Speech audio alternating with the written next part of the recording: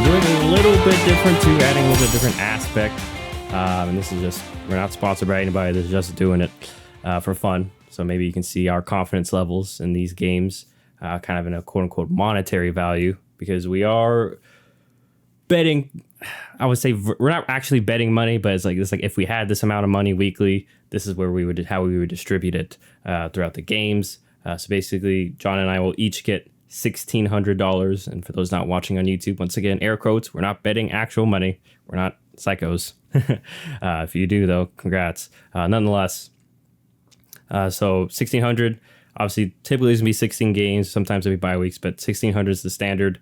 And then in terms of a bet amount, there is a minimum. So the minimum is 10. So you have to bet at least 10 on a game. You can't just, bet, especially late in the year, if it's real chalky, you can't just bet 1-on-1. So, but that does lead to you being able to stack their money and put those bets elsewhere. So, did I explain that good, John, or is there anything that I should probably elaborate on more?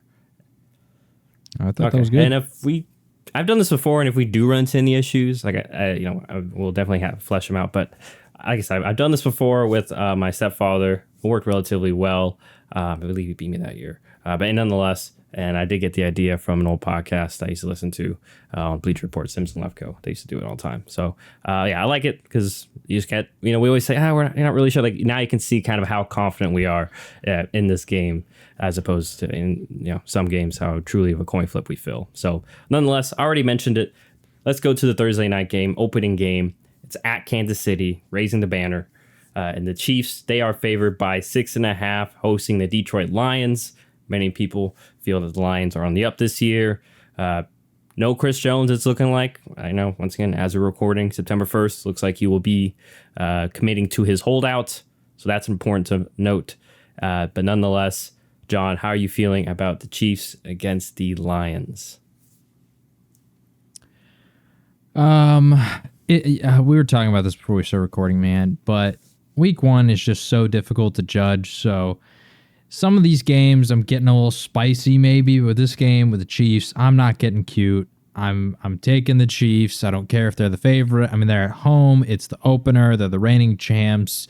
Although there's a lot of potential expectation for Detroit this year, even from myself, like I said, in week one, I'm not going to have some spicy take against Kansas City. So I'm keeping it short. I'm keeping it simple. I'm taking the Chiefs. And he's taking the Chiefs for 100, which is like probably standard. Yeah, and I'm putting 100 on it.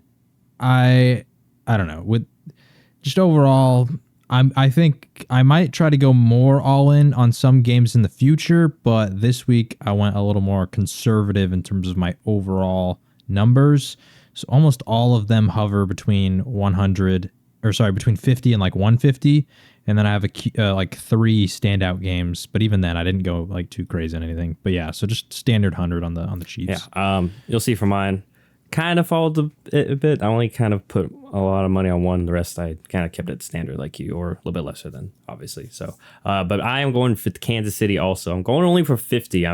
The Chris Jones absence scares me because obviously I think the Chiefs are going to have their way with the Detroit Lions defense. We kind of mentioned how we still have valid concerns in regards to that defense.